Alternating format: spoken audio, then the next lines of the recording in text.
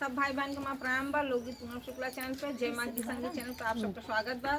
ताज भैया हम सब लेके आए बहुत एक सुंदर और धमाकेदार नाच गीत। एक लाइन सुनो, जब लास्ट तक सुनी। लास्ट वाली लाइन में मजा रहा था, लास्ट वाली लाइन आप सब सुनते नहीं और उसके बाद तब कमेंट करी, शेयर कर दी।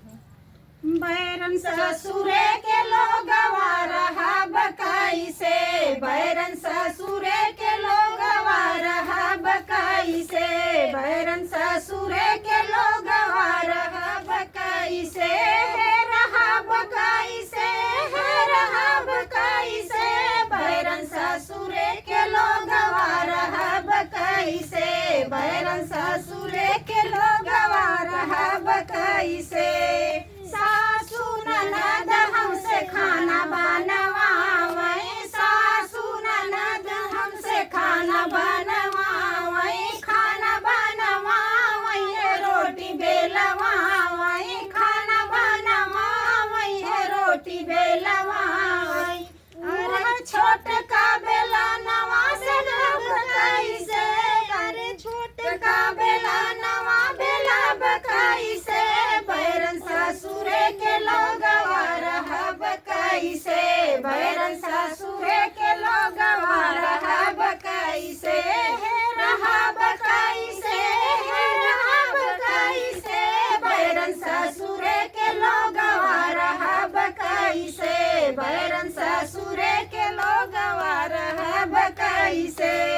सासू ननद हमसे पानी भरवावे, सासू ननद हमसे पानी भरवावे, पानी भरवावे हो पानी भरवावे, पानी भरवावे हो पानी भरवावे। वह छोट की लजूरिया भरब कैसे, वह छोट की लजूरिया भरब कैसे, बैरन ससुरे के लोगवा रहब कैसे, बैरन ससुरे के लोगवा रहब कैसे, बैरन ससुरे के लोगवा रहब कैसे।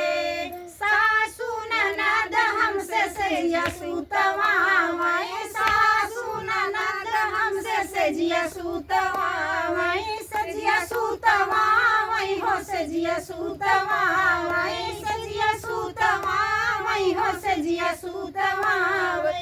उह छोट की पलंगिया सोहब कैसे, उह छोट की पलंगिया सोहब कैसे, बैरन ससुरे के लोगवा रहब कैसे, बैरन ससुरे के लोगवा रहब कैसे।